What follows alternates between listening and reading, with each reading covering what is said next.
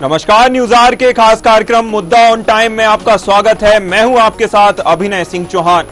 छत्तीसगढ़ में साय सरकार का एक साल पूरा होने पर भाजपा राष्ट्रीय अध्यक्ष जेपी नड्डा रायपुर पहुंचे, जहां छत्तीसगढ़ में सरकार ने एक साल की उपलब्धियों और विकास कार्यों का रिपोर्ट कार्ड दिया है।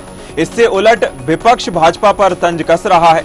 पूर्व मुख्यमंत्री भूपेश सरकार ने सोशल मीडिया पर एक तंज कसते हुए भूपेश बघेल की ओर से शायराना अंदाज में लिखा गया है कि एक साल का बस इतना सा फसाना है, कौन असली सीएम है किसी ने न जाना है, कुछ ने तो भौजी को भी सुपर सीएम माना है। जिस पर पलटवार करते हुए भाजपा ने कहा कि सुपर सीएम कौन था सब जानते हैं।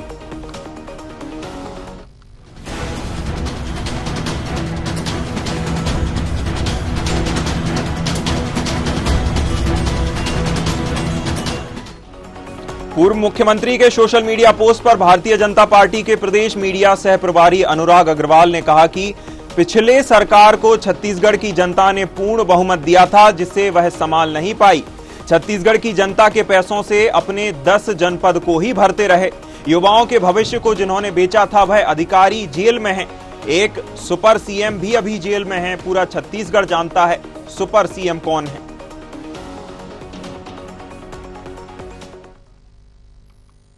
खिसियानी बिल्ली खंबा नोचे, ये भूपेश बघेल जी को देख के समझ में आता है।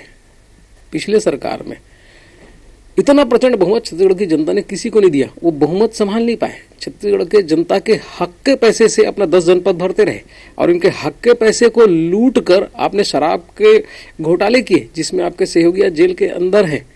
और मुझे एक बात बताएं, युवाओं का भविष्य तो आपने ही बेचा था ना, जिसमें आपके समय के तात्कालिक अधिकारी जेल पे हैं। तो आपके समय के अधिकतर लोग या तो जेल पे हैं या तो बेल पे हैं। और छत्तीसगढ़ के गरीबों को मकान सिर्फ आपने इसने नहीं दिया कि उसमें प्रधानमंत्री आवास शब्द जुड़ा था। ये विष्णुदेव साय जी की सरकार है जो जनता के काम साय साय कर रही है। तो छत्तीसगढ़ में साय साय विकास चल रही है। आप कितने भी परेशान क्यों न हो, छत्तीसगढ़ की जनता जानती है कि उनका हाथ भारतीय जनता पार्टी के साथ ही हो सकता है। और कांग्रेस, मुझे लगता है, आपसी सिर फुटबॉल से बाहर निकल जाए, यही बहुत है। इधर कांग्रेस के वरिष्ठ प्रवक्ता धनंजय सिंह ठाकुर ने भी भाजपा पर निशाना साधते हुए कहा कि बीजेपी की सरकार एक साल से ऑटो मोड में है। सरकार कौन चला रहा है ना तो अधिकारी समझ पा रहे हैं, ना ही जनता समझ पा रही है।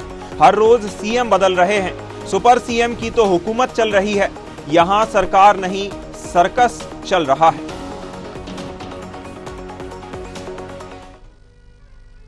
भाजपा की सरकार एक साल से ऑटो मोड में है। सरकार कौन चला रहा है, न ही अधिकारियों को समझ में आ रहा है, न जनता समझ पा रही है। सरकार का सीएम चला रहे हैं कि सुपर सीएम चला रहे हैं कि दोनों डिप्टी सीएम चला रहे हैं, ये समझ से परे है। और सोमवार को कोई सीएम और होता है, मंगलवार को सीएम की भूमिका में कोई और होता है, बुधवार गुरुवार को भी वही स्थिति है। और सुपर सीएम की तो 7 दिन हुकूमत चल रही है। अधिकारी असमंजस में है कि वो किसकी बात माने, किसके कहने पर काम करे। और जनता समझ नहीं पा रही है कि अपनी समस्याओं को लेकर वो सीएम के पास जाए, सुपर सीएम के पास जाए कि डिप्टी सीएम के पास जाए, उनको समझ में नहीं आ रहा है। छत्तीसगढ़ में जहां साय सरकार अपने एक साल का जनादेश पर्व मना रही है और जिसमें शामिल होने के लिए भाजपा के राष्ट्रीय अध्यक्ष जेपी नड्डा रायपुर पहुंचे हैं। उन्होंने सरकार के एक साल का लेखा जोखा और सरकार की विकास योजनाएं, आगे आने वाली कार्य योजना और पिछले एक साल में क्या कुछ रहा, सबका लेखा जोखा जनता के सामने रखा है। चलिए, आज के मुद्दा ऑन टाइम में हमारे साथ आज के मुद्दे पर चर्चा करने के लिए दिनेश अग्रवाल प्रवक्ता भाजपा से और डॉक्टर लखन चौधरी राजनीतिक विश्लेषक जुड़े हुए हैं। रूपेश दुबे प्रवक्ता कांग्रेस से भी अभी कुछ ही देर में जुड़ेंगे, उनका भी हम स्वागत करेंगे। चलिए, पहला सवाल दिनेश अग्रवाल जी से। दिनेश अग्रवाल जी, भूपेश बघेल की एक शायरी छत्तीसगढ़ सरकार पर कितनी भारी?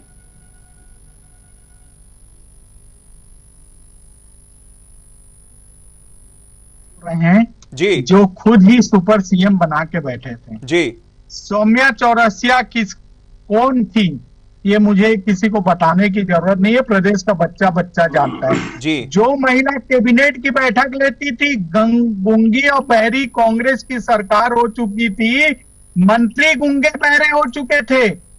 मैं सबने देखा है, आपने अपने मीडिया चैनल में भी दिखाया है, ये हम नहीं बोलते, आप बोलते हैं। रही बात, इन लोग कभी नहीं चाहते कि गरीबों को उनका हक मिले। आज अगर विष्णुदेव साय जी 1 साल में जा रहे हैं जनता के बीच अपना रिपोर्ट कार्ड लेके, तो एक बहुत बड़ी उपलब्धि है। काम वही करता है और वही जनता के बीच जाता है जो काम करता है। ये तो 5 जनता के बीच नहीं जा पा। आज आपने देखा होगा गरीब बहनों को महतारी वंदन का पैसा मिल रहा है। दर्द भूपेश बघेल लोगों को हो रहा है जो तो यही दे पाए। मेरे भाइयों को प्रधानमंत्री आवास मिल रहा है, जो 5 साल इन्होंने प्रधानमंत्री आवास इस छत्तीसगढ़ में बनने नहीं दिया। आज अगर गरीब का आशियाना बन रहा है ना, तो दर्द इटली और सोनिया गांधी के दरबार से निकल रहा है और ये दर्द देखने को मिल रहे हैं जी। अगर बात करूं मैं किसानों का 2100 रुपए 21 क्विंटल धान का पैसे की बात करूं, अगर आज मेरे किसानों को मिल रहा है तो भूपेश बघेल जी को दर्द हो रहा है, क्योंकि ये कुछ किए नहीं और ये गरीब हितैषी थे और आज गरीबों के हितैषी सरकार आ गई है। इनको तो पीएससी घोटाला करने से फुर्सत नहीं था। हमने कहा था कि 1 साल के अंदर हमारी सरकार होगी, पीएससी घोटारोपी अंदर रहेंगे और हम सब देख रहे हैं जेल में अंदर। आज मेरे युवाओं का चेहरा खिल हुआ है, उनको उनका अधिकार मिल रहा है। 5 भर्ती के नाम से मेरे युवाओं को बेवकूफ बनाते रहे, भर्ती हमने करके दिखा दी, अपना वादा पूरा कर दिया। आज तो IIT का सबसे बड़ा हब बन रहा है, 100 युवाओं को सॉफ्टवेयर में नौकरी मिली है, दरवाजे खुल रहे हैं, हर के लिए काम हो रहा है। और ये काम करने का अगर दुस्साहस किसी में हो सकता तो भारतीय जनता पार्टी के कार्यकर्ताओं में और हमारे मंत्री विष्णुदेव साय जी जैसे में। आज हम सब कांग्रेस उपयोग की आदिवासियों को कभी हक नहीं दी, लेकिन वहां रे भारतीय जनता पार्टी, वहां रे मोदी जी, आपने जैसे ही भारत देश के प्रधानमंत्री बने, एक आदिवासी महिला ठीक है एक मेरी आदिवासी करके आपने बता दिया कि हक दे सकती है तो भारतीय जनता। ठीक है, चलिए रूपेश दुबे जी से भी उनका पक्ष जान लेते हैं। रूपेश जी, छत्तीसगढ़ के मुख्यमंत्री पर आखिर सवाल क्यों? क्या मुख्यमंत्री विष्णुदेव साय छत्तीसगढ़ के मुख्यमंत्री नहीं हैं? अभिनय जी नमस्कार जी। लखन चौधरी जी नमस्कार, दिनेश अग्रवाल जी नमस्कार जी। नमस्कार। अभिनय जी, जिस प्रकार से छत्तीसगढ़ में भाजपा की सरकार जी 1 साल में हम आम जनता को देखने को मिला, उप मुख्यमंत्री के क्षेत्र में स्कूलों में शराब की अवैध बिक्री होती है, बच्चे शराब पीते हुए देखे जाते हैं। एक उप मुख्यमंत्री के क्षेत्र में लोहारडी की घटना घटित होती है।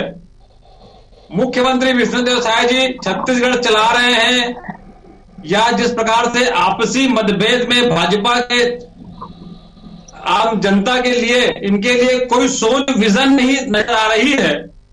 शिक्षा के क्षेत्र में पूरा राज्य पीछे हो गया है। मात्र शराब बेचना छत्तीसगढ़ सरकार की नीति बन चुकी है और शराब के लिए किसी भी हद तक जाने को तैयार है।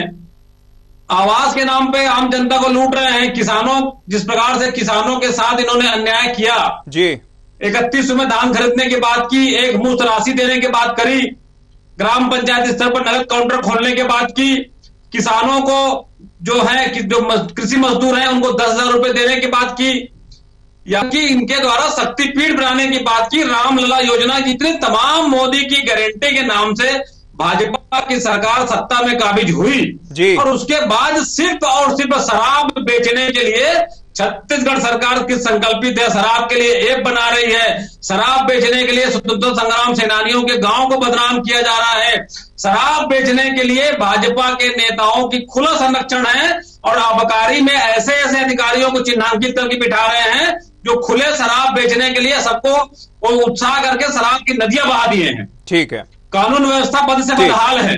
ठीक, देखिए कानून व्यवस्था के बारे में रायपुर में जो निजाद नाम से जो एसपी एक अच्छी योजना चलाते थे, उनको किस प्रकार से हटा करके पीएचक्यू में बिठा दिया गया है।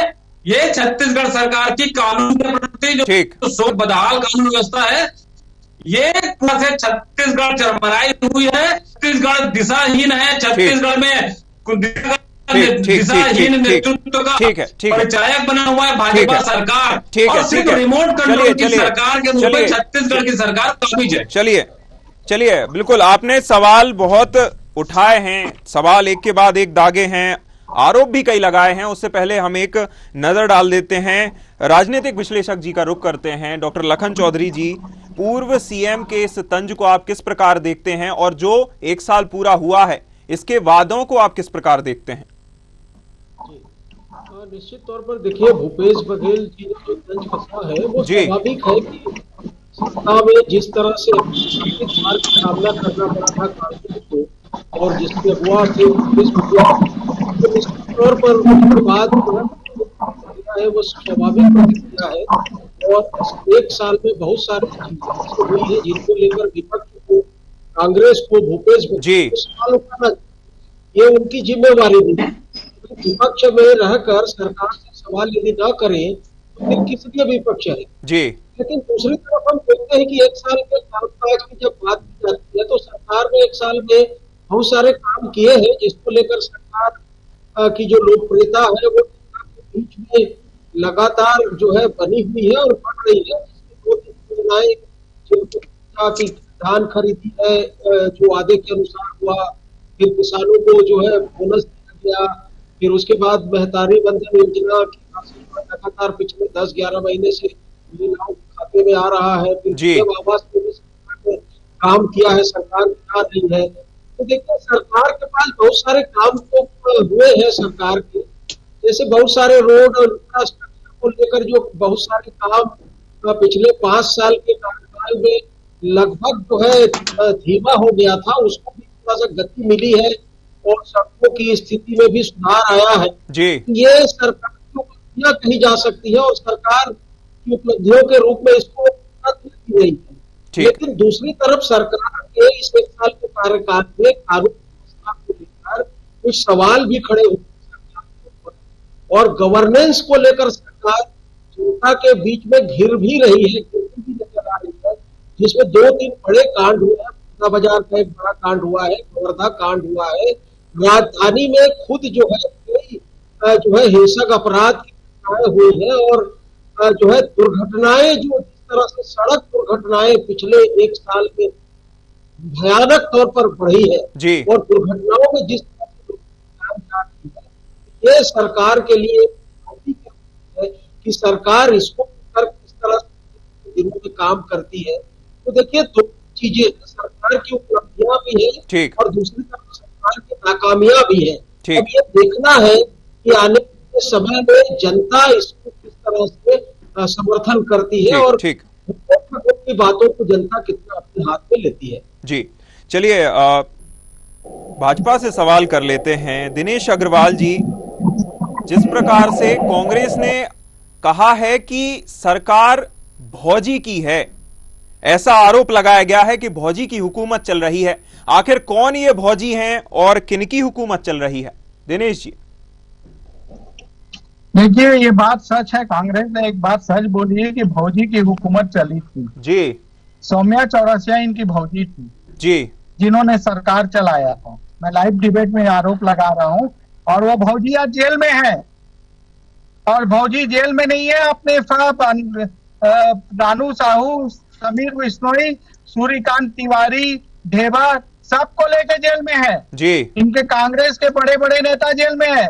भौजी 5 साल सरकार चलाई और 5 साल अपराध का गढ़ बना दी इनकी भौजी। वो रिश्ता क्या कहलाता था जी?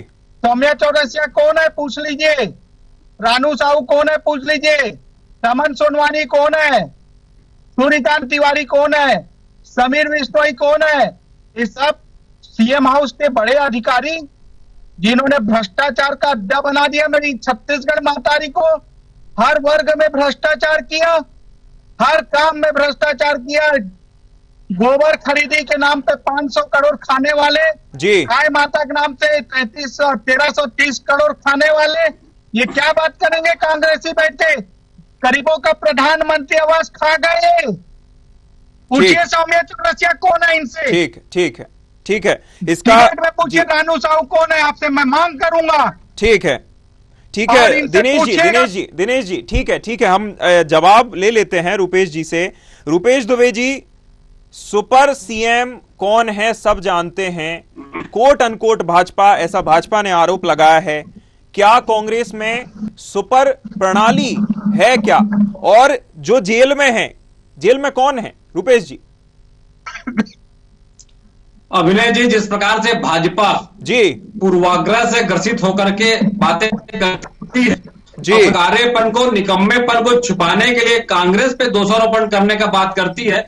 मैं आपके प्रमुख चैनल से सीधे सीधे भाजपा के नेताओं को मैं खुला चैलेंज करता हूं कि वे प्रधानमंत्री आवास योजना, जो कितने प्रधानमंत्री 18 लाख में 2023 तक कितने प्रधानमंत्री आवास योजना भाजपा के राज में अभी वर्तमान में कितने स्वीकृत हुए जी। और जिस प्रकार से शहरी प्रधानमंत्री आवास योजना, शहरी में 15,000 मकान मिलने की बात भाजपा सैद्धांतिक रूप से सहमति की बात करती है।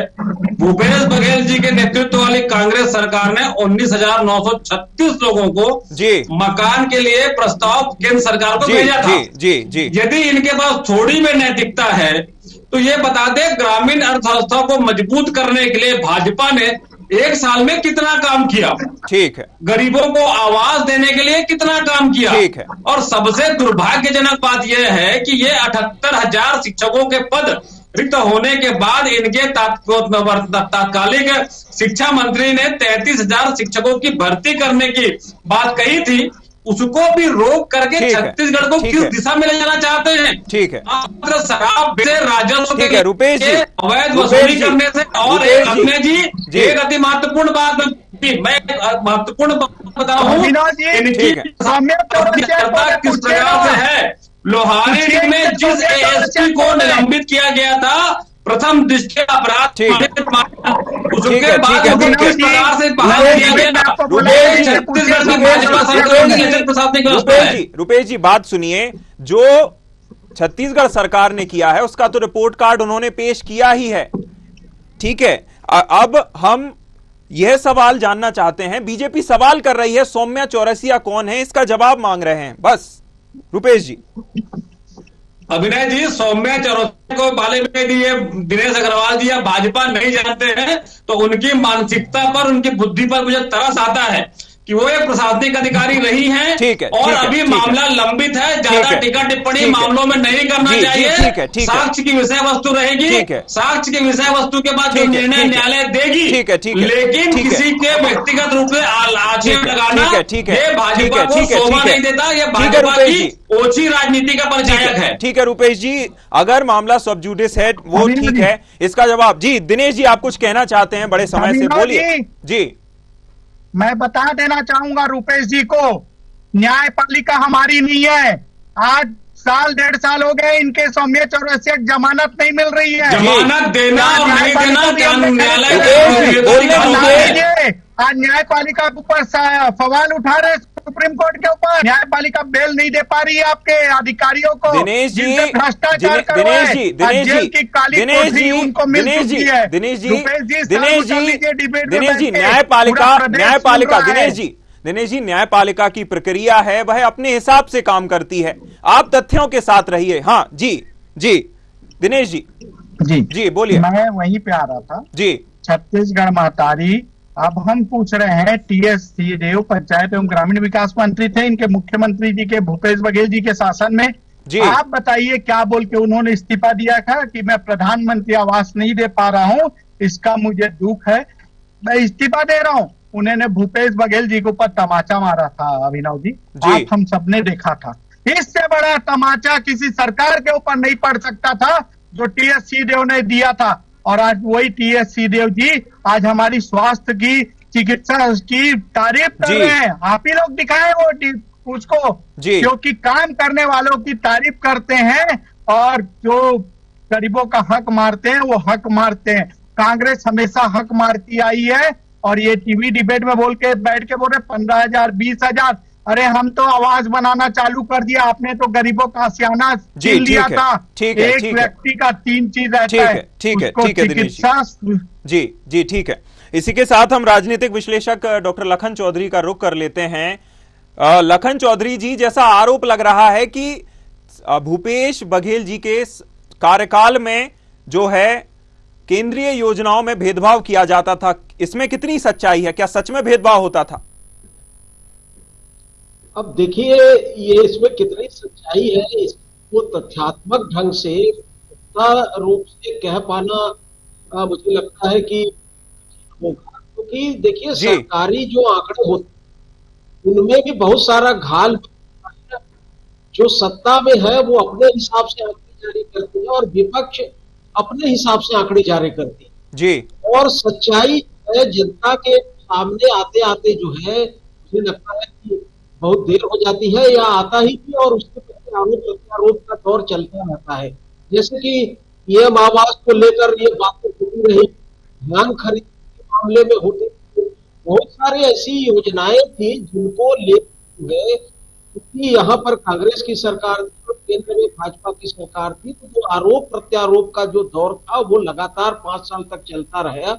इसी तरह से देखिए एक भ्रष्टाचार का मुद्दा भी जी पिछले भूपेश बघेल के कार्यकाल में भारी संख्या में भ्रष्टाचार के आरोप लगाकर केंद्र सरकार ने राज्य के कई भूपेश बघेल के करीबियों को, कई जो है आला नौकरशाहों को, व्यापारियों को जो है जेल में डाल दिया है, अंदर कर दिया है जी। अभी किसी भी तरह के आरोप उनके ऊपर अभी तक साबित नहीं हुए थे।